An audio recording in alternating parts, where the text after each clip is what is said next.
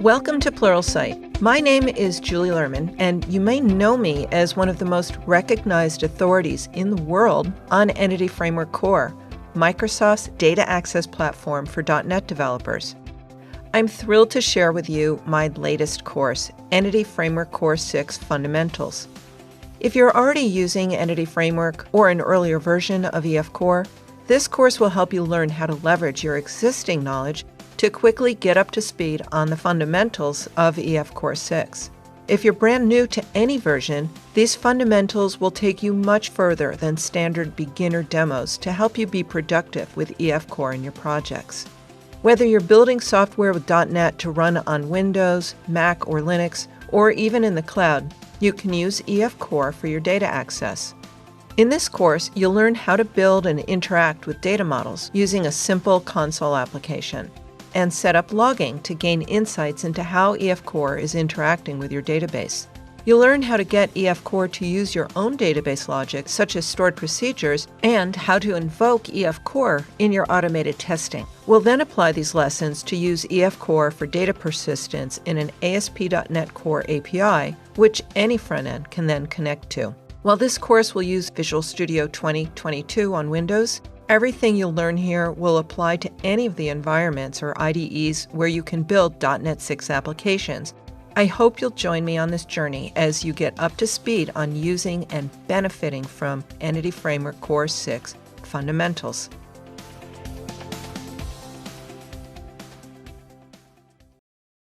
Hello, I'm Julie Lerman. Welcome to Entity Framework Core 6 Fundamentals. I've been one of the top recognized experts in Entity Framework and EF Core for a long time, and I've created a lot of courses here on Pluralsight in the past, so you're in good hands here.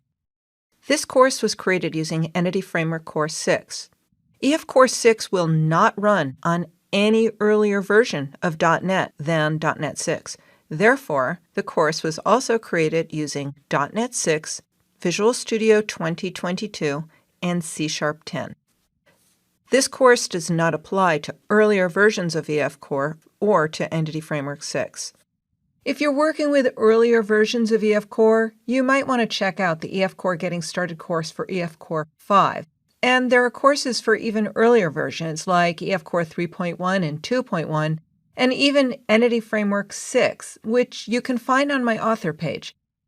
In this course, you'll learn about EF Core 6, Microsoft's cross-platform framework for accessing data in .NET applications. We'll focus on the basics, but you'll leave with practical knowledge for using EF Core in the software you build in your day-to-day job, not just for building demos.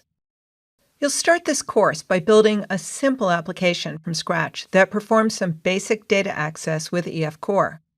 After this quick demo, you'll get to work learning about various ways of using EF Core to persist data that you're inserting, updating, deleting, and of course querying back from the database in your applications. With that in hand, you'll see how to control EF Core's ability to create a database and keep its schema up to date based on the model in your software. It will be useful to use EF Core's logging capabilities to have a better understanding of what kind of SQL EF Core is building, so you'll definitely learn how to implement logging. And the logging will be beneficial as we dig more deeply into interacting with the database, defining and persisting various relationship types like many-to-many and one-to-one. While EF Core is focused on generating SQL on your behalf, it also gives you the power to benefit from your own views and stored procedures and other objects in your database, so you'll learn how to work with these capabilities as well.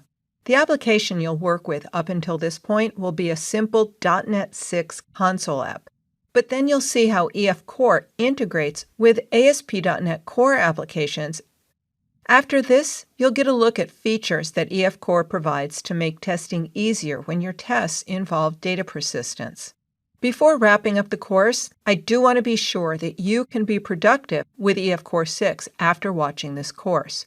So make sure you're aware of some more features and techniques that will be important in your day-to-day work, such as mappings, database connectivity, and tapping into EF Core 6's pipeline. Then you'll be able to follow up with other courses in the EF Core 6 path to deepen your expertise and gain true mastery of EF Core 6. In this first module, we'll start with a very quick overview of EF Core 6, then dive right into Visual Studio 2022. You'll start with a small solution that I pre-created for you. It's in the Before download for this module. Then I'll walk you through adding another project to that solution to focus on using EF Core 6 to mediate between the app and a database.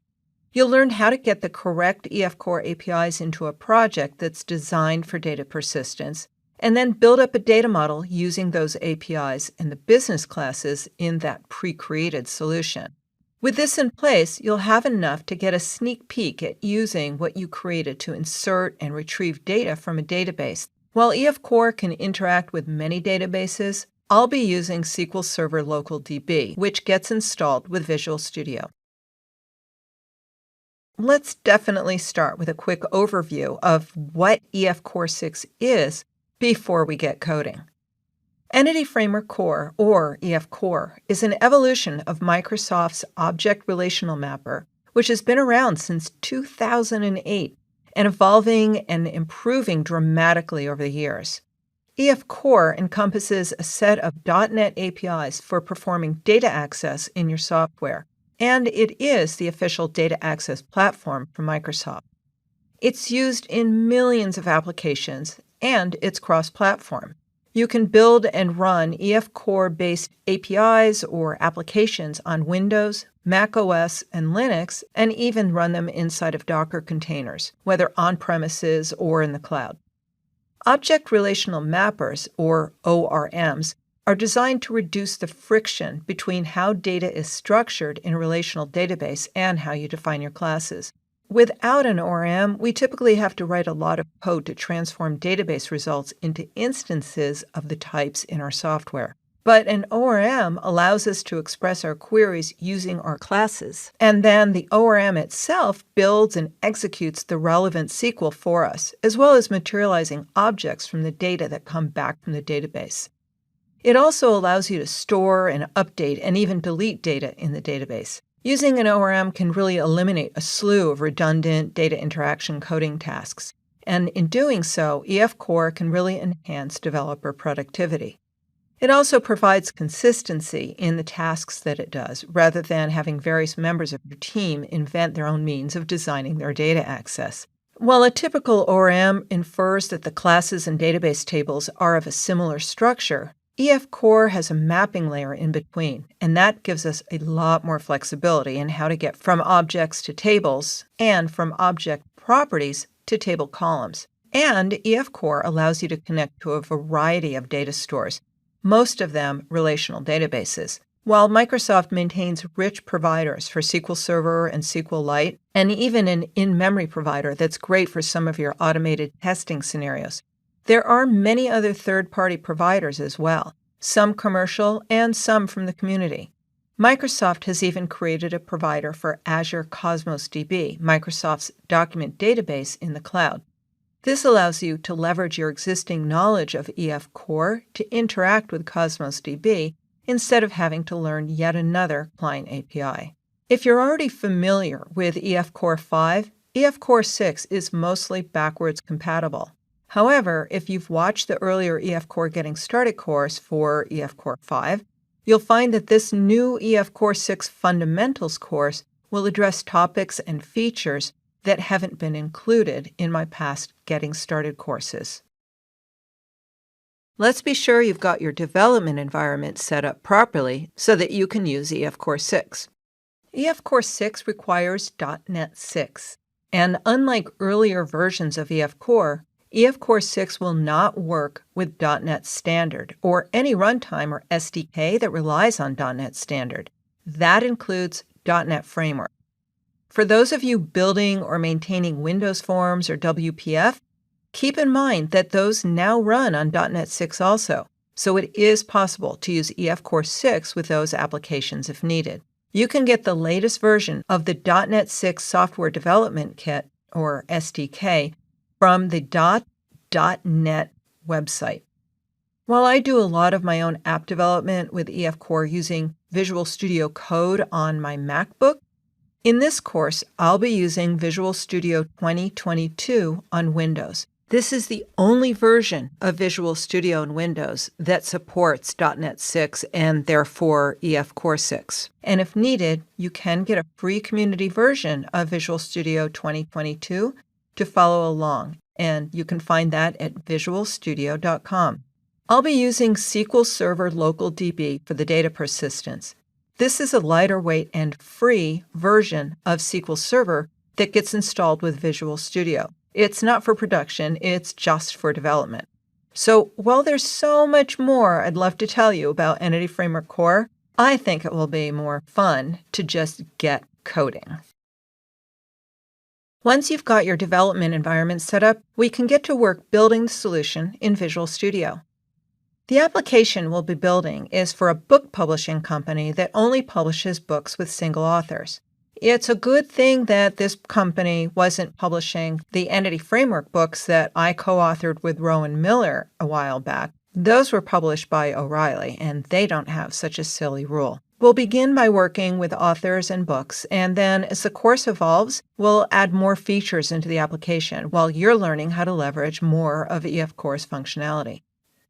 The solution you'll start with, and again, you can find that in the Before folder for this module in the downloads, has a console project called Publisher Console and a class library project called Publisher Domain. The Publisher Domain project is for the business logic of the application, and I like to refer to that as the domain of the problem that I'm solving. The dictionary definition of domain is a specified sphere of activity or knowledge. And because I also do a lot of work with domain-driven design, it's my natural instinct to use that term throughout my software projects. With the solution open in Visual Studio, you can see that the Publisher Domain class library project targets .NET 6.0. It has two classes in it, author and book, and the classes are pretty basic. Author has an ID, the author's first and last names, and a list of books written by the author.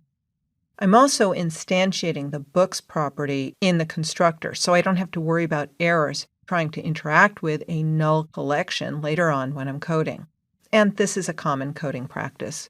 The book class has the book's ID property, its title, publish date, its price, a reference to the author type, and an explicit author ID property as well.